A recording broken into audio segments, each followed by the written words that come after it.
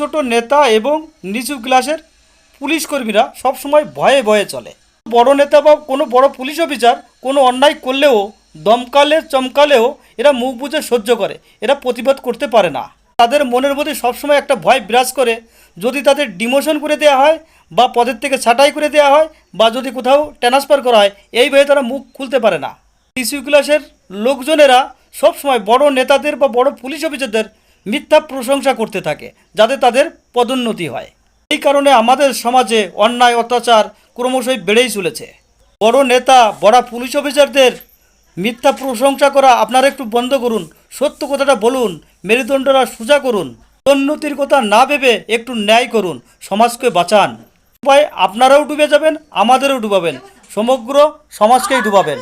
আপনাদের ভয় পাওয়ার কারণে, মিথ্যা প্রশংসার কারণে এরকম অনুব্রতর জন্ম হয়।